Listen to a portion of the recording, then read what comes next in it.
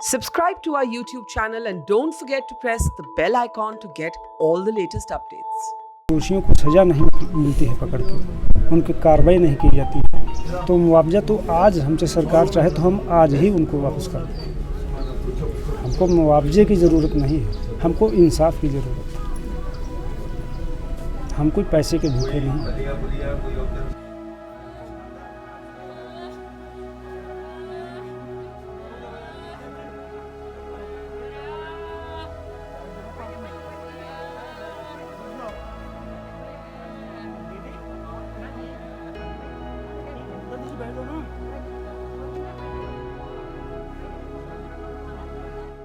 नमस्कार, मेरा नाम ऋषिकेश और आप देख रहे हैं द मोजो स्टोरी। लखीमपुर में हुई हिंसा में 18 साल के एक युवक गुरविंदर सिंह की भी मौत हुई थी और यह मामला अलग थोड़ा इसलिए भी था क्योंकि यह क्लेम किया जा रहा था कि उनकी जो मौत है वो गाड़ी के कुचले जाने की वजह से थी, लेकिन परिवार का यह कहना था कि उन्हें गोली लगी थी। संयुक्त किसान मोर्चा भी लगातार यह कह रही थी। पोस्टमार्टम रिपोर्ट में वो चीज़ें नहीं आई तो दोबारा भी पोस्टमार्टम कराना पड़ा, लेकिन दूसरे रिपोर्ट में भी उसकी पुष्टि नहीं हो सकी। तो हम आज उनके परिवार के साथ हैं बहराइच में और उनसे जानेंगे कि कैसे ये पूरे हालात थे, उन्हें कैसे पूरी जानकारी मिली और क्या है पूरा पोस्टमार्टम का मामला। सर, क्या नाम है आपका? मेरा नाम सुखविंदर सिंह है। आप ये बताएं कि क्या किस स्थिति में डेड बॉडी मिली, कब जानकारी मिली, क्या कुछ हुआ? जी, हमको लगभग शाम 3 बजे के करीब में मिली थी जानकारी। तो अब उसका चोटें बहुत ज़्यादा थी, गोली भी उसके लगी थी, यहाँ से लगी थी, इधर निकली थी, लेकिन उसमें रिपोर्ट में दर्शाया नहीं। आप लोग आइडेंटिफाई कर पा रहे थे कि गोली लगी है क्योंकि दो बार पोस्टमार्टम हुआ। बहुत सारे लोग कह रहे थे कि हाँ, राकेश टिकैत जी ने भी मंच पर से दिखाया था कि ये देखिए गोली लगी है। फिर क्यों ऐसा हुआ? वो तो जो देख रहा था, जो भी यहाँ पे चाहे आपके उनके महकमे का हो या कोई भी हो, जो देख रहा था वही कह रहा था कि हाँ लगी है, और जो मौके पे थे वो भी कह रहे लगी है। उसमें कोई शंका वाली बात नहीं है, गोली लगी है। उसकी मौत जो है गोली से ही हुई है। उसके बाद में जो उसके ऊपर गाड़ियाँ चढ़ाई गई,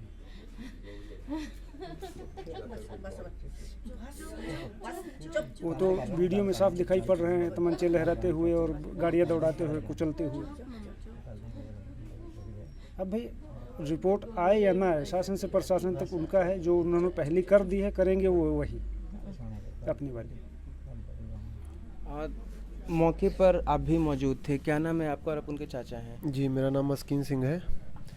मौके पे वारदात पे तो नहीं मौजूद था, हम लोग हॉस्पिटल में थे, लखनऊ में थे। तो हम लोगों को खबर मिली हुई 3-3:30 बजे की घटना है। तो 4 बजे हम लोगों को फ़ोन आया वहाँ पे कि तुम्हारे भतीजे को ऐसे गोली मार दी गई है और आप पहुँचिए यहाँ पे तिकोनिया में जो प्रोटेस्ट हो रहा है वहाँ पे। तो हम लोग विश्वास नहीं कर रहे थे। फिर जब वीडियोज़ ये सब कुछ आया तो फिर हम लोगों ने देखा कि हाँ वही है। तो फिर हम लोग वहाँ से अल्टो गाड़ी से, मैं और मेरी मम्मी वहाँ से चल दिए।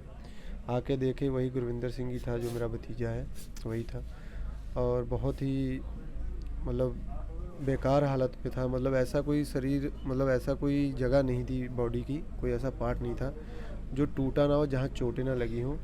और सर तो बिल्कुल ही ये जो है यहाँ से फटा था, यहाँ से गोली का निशान इधर से बता रहे हैं कि जो वहाँ पे थे, जो लड़के वहाँ के साथ में गए थे, कि माथे में गोली मारा है।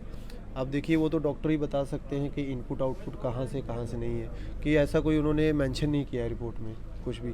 लेकिन जो भी वहाँ पे थे सबने ये बोला, 400-500 किसान थे जो रोड पे थे। बाकी तो चलिए 1-2 हज़ार अंदर था ग्राउंड में, जहाँ कार्यक्रम चल रहा था। रोड पे जो चल रहे थे किसान, उन्होंने बताया कि गोली तो चली है, गोली से ही हत्या हुई है।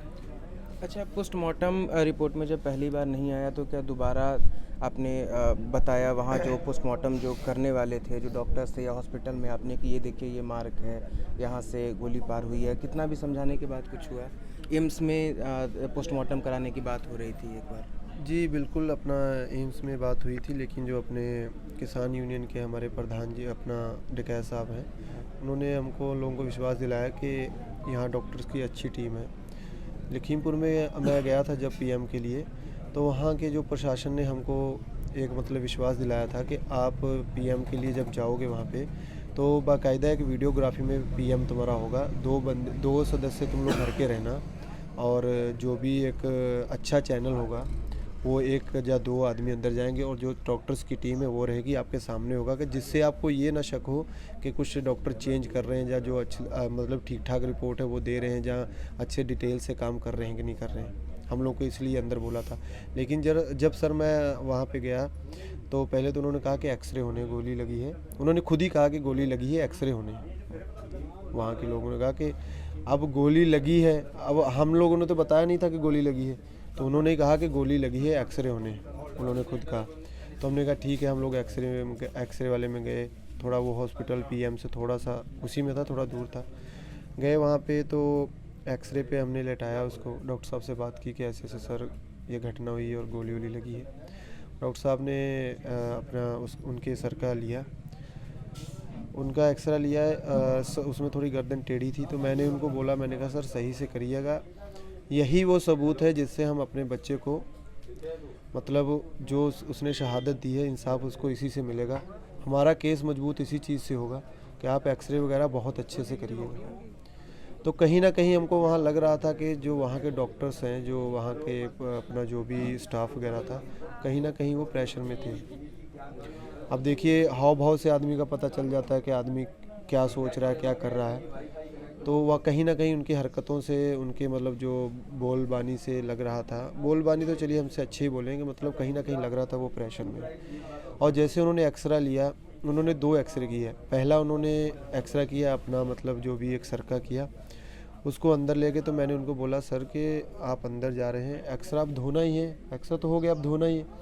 तो ऐसा करते हैं आप मेरे को भी ले चलिए, एक आपका जो इंस्पेक्टर साहब साथ में आए हैं, हम दोनों के सामने धोइए, कम से कम मेरे मन को ये संतुष्टि हो कि मेरे भतीजे का ही है। तो उन्होंने कहा ये चीज़ें अलाउड नहीं है यहाँ पे, हम लोग डॉक्टर्स जो हैं वही अंदर जा सकते हैं, आप नहीं जा सकते। तो मैंने कहा सर आपको मैंने अभी समझाया कि ये केस मेरा हम लोगों के लिए यही एक मतलब एविडेंस है, जो चीज़ें हैं, अगर हमको क्या पता आप चेंज कर दें, किसका क्या कर दें, लाखों आपके पास आते हैं, रोज़ के 100-200 आदमी आते हैं। तो उन्होंने कहा ऐसा कुछ नहीं होगा, आप बाहर बैठिए, हम लोग अभी रिपोर्ट दें। तो मैं वहाँ आर्ग्यू करने लग गया उनसे। मेरे साथ और सरदार जी थे वहाँ पे, मैं उनका नाम नहीं जानता। उन्होंने भी हमको बोला कि उनसे बोलिए कि दोबारा करें एक्सरा, सर सीधा करके करें, है ना। जब गोली का उन्होंने बोला कि निशान नहीं आया, तो हम लोग बिल्कुल एकदम हक्के बक्के रह गए, भाई गोली से मरा है बंदा, गोली का निशान नहीं आया, कैसे हो सकता है। तो हमने उनको कहा कि सर आप दोबारा करिए, अच्छे से करिए। उन्होंने कहा इसका सर सीधा करिए। मैंने सर पकड़ के, खून लगा था काफ़ी, मैंने खून बह भी रहा, मैंने सर पकड़ के उसका सीधा भी किया। फिर उन्हें एक्सरे फिर मैंने वही बात कही कि सर मेरे को अंदर ले चलिए, आप प्रशासन का आदमी एक अंदर ले चलिए, आपके डॉक्टर्स तो हैं ही, ऐसा तो है नहीं कि मैं कुछ कर दे रहा हूँ या आप कुछ कर दे रहे हैं, सामने हो जाएगा तो विश्वास रहेगा कि हाँ वही है एक्सरा है। फिर उन्होंने कहा नहीं सर हम लोग को अनुमति नहीं है अंदर आने की आप लोगों को। तो अंदर उन्होंने हमको मतलब एंटर नहीं होने दिया। चलो हमने कहा चलो अब दूसरे एक्सरे में कुछ ना कुछ तो आया ही होगा, निशान, हड्डी टूटी, कुछ ना कुछ A to Z कुछ ना कुछ सबूत तो आया ही होगा कि गोली लगी है। तो मतलब कितना भी आपने उनसे आग्रह किया हो वो नहीं माने? नहीं सर, उन्होंने कहा कि अब पता नहीं था कि उनकी ये गाइडलाइंस में था हम लोगों का अंदर जाना कि नहीं जाना, कि वो किसी के दबाव में आके जा उनको कुछ करना था। हमको इतना नहीं पता कि उनकी गाइडलाइंस में था कि नहीं था। उन्होंने हमको ये कहा कि आपको अलाउड नहीं है अंदर आना, तो हम सर उनसे बहस भी नहीं कर सकते थे। अच्छा आप ये बताएं कि उनकी उम्र सिर्फ 18 साल की थी, वो मतलब क्या बनना चाहते थे, क्या करना चाहते थे, क्या सपने आपने उनके लिए देखे? देखिए जो किसान का बेटा था और किसान भी था, खेती भी करता था, उसके साथ में अपना भजन बंदगी भी करता था, संत रूपी था, खेती भी करता था, काम वो सब कर लेता था, चाहे खेती का हो चाहे कहीं आने जाने का हो। जब से हमने इससे पहले भी वीडियो देखा संयुक्त किसान मोर्चा के पेज पर, माँ की हालत लगातार ख़राब है, तब से कैसे मतलब आप संभाल रहे हैं सब कुछ? तो ये तो आपके सामने देख ही रहे हैं, उसी दिन से इसे पड़ी, ये हालत ठीक है नहीं। 101% लगी हैं लेकिन अच्छा ये बताइए कि राकेश टिकैत जी ने या मतलब संयुक्त किसान मोर्चा ने शुरू से ही कहा था कि 3-4 मांगे रखी थी, जिसमें उन्होंने कहा था कि अजय मिश्र की बर्खास्तगी हो, बेटे पे 302 के तहत मुकदमा दर्ज करके जेल भेजा जाए, और उसके बाद फिर मुआवजे की बात हुई थी। लेकिन आपको नहीं लगता है कि सिर्फ मुआवजे पर ही चीज़ें सिमट कर रह गई और उन लोगों से उतनी बातचीत मतलब जो शर्तें थी उस पर बात नहीं हुई? देखिए, मुआवजे की तो एक अलग बात है। बात ये है कि जब तक दोषियों को सज़ा नहीं मिलती है पकड़ के, उनकी कार्रवाई नहीं की जाती है, तो मुआवजा तो आज हमसे सरकार चाहे तो हम आज ही उनको वापस कर दें। हमको मुआवजे की ज़रूरत नहीं है, हमको इंसाफ की ज़रूरत है। हम कोई पैसे के भूखे नहीं, बस इनको जो है इंसाफ मिलना चाहिए और उनकी गिरफ्तारी होनी चाहिए।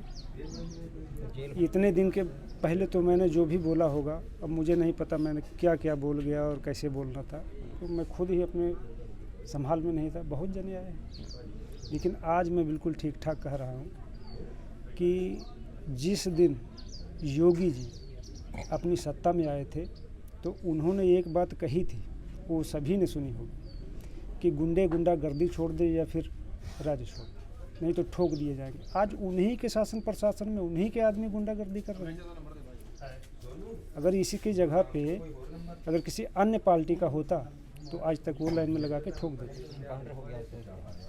आप क्या कहना चाहेंगे? जी सर, हम ये कहना चाहते हैं कि ये वही अजय मिश्रा टैनी हैं जिनको कभी जब ये विधायकी टिकट इनको मिली है तो हम लोग पंजाबियों ने इनकी रैलियों में जा के बहुत अच्छा समर्थन दे के इनको हम लोगों ने इनके जीत में हिस्सा डाला था। और ये खुद बहुत अच्छा मतलब पंजाबियों के साथ सब रहे हैं, मदद भी करते रहे हैं, हर चीज़ करते रहे हैं, ठीक है। लेकिन अब हमको ये नहीं पता था कि जिसको हम विधायक बना रहे हैं वही हमारे भतीजे का कत्ल कर देगा, उसका लड़का ही हमारे भतीजे का कत्ल कर देगा।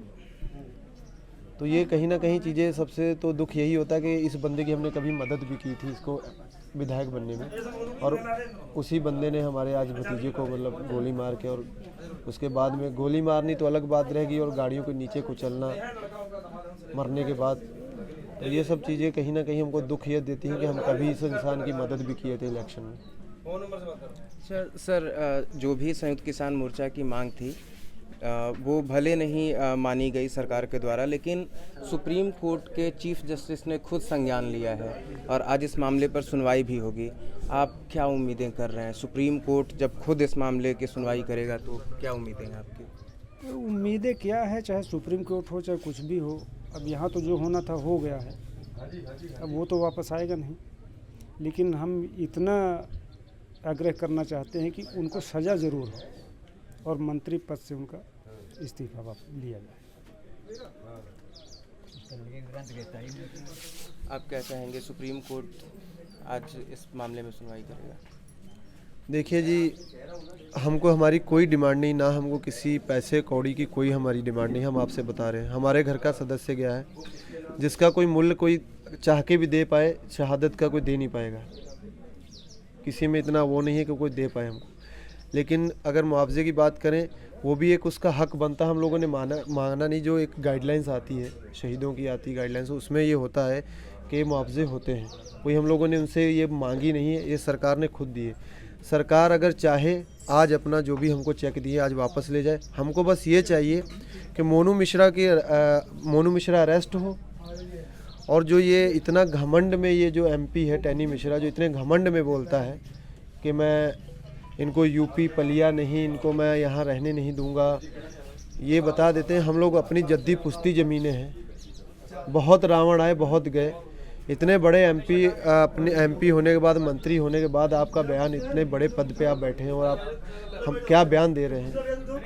बयान देने से पहले थोड़ा तो सोचा होता। ये वही लोग हैं जिन्होंने मेरे को विधायक बनाया, जिन्होंने इनकी पॉलिटिक्स की पहली कुर्सी पे इनको बैठाया, कि वही किसान हैं, ये वही हिंदू मुस्लिम सिख ईसाई हैं जिन्होंने इनको वोट देके इनको पहले इनके स्टेप जो पॉलिटिक्स का वहाँ बैठाया। तो कहीं ना कहीं ये चीज़ें मैं आपको फिर बार बार कह रहा हूँ, कहीं ना कहीं हमारे दिल में ये आ रहा है कि हमने कभी इनकी मदद की थी एमपी एमएलए बनने में, हमारे सरदारों ने, हमारे पंजाबियों ने, हमारे किसानों ने। तो वो कहीं ना कहीं आज वो सामने आता है कि वही उसी का लड़का आज मोनू मिश्रा, शीश मिश्रा गोली मार रहा है हमारे भतीजे को। तो इनके परिवार वालों का यही कहना है, गुरविंदर के परिवार वालों का, कि एक समय था जब इनके परिवार के लोग, इनके गांव के लोग इनकी रैलियों में जाते थे, इन्हें विधायक बनाया, इन्हें सांसद बनाया, और आज उन्हीं के बेटे पर यह आरोप है कि इनके बेटे को उन्होंने गोली मारी, उन्हें गाड़ियों से कुचला और उनकी मौत हो गई। परिवार वालों का बस यही कहना है कि सरकार चाहे तो मुआवजे के पैसे वापस ले जाए। सांसद के बेटे, यहाँ से जो सांसद हैं और गृह राज्य मंत्री अजय मिश्र टेनी के बेटे पर कार्रवाई ज़रूर हो और उन्हें सलाखों के पीछे भेजा जाए। हालांकि मोनू मिश्रा पे अभी तक 8 गंभीर धाराओं जिसमें गैर इरादतन हत्या के लिए 302 के तहत मुकदमा भी दर्ज हुआ है। सुप्रीम कोर्ट ने आज इस मामले में संज्ञान लिया है और इस पर सुनवाई भी होनी है, तो यह देखना अहम होगा कि आगे जांच किस तरीके से चलती है और जो पीड़ित पक्ष है उनको न्याय मिल पाता है या नहीं। मुझे स्टोरी के लिए मैं ऋषिकेश बहराइच से। It's great to see you here. Thank you for watching our work. If you haven't subscribed yet, don't forget to click the bell icon and subscribe to Mojo Story and support independent, robust journalism.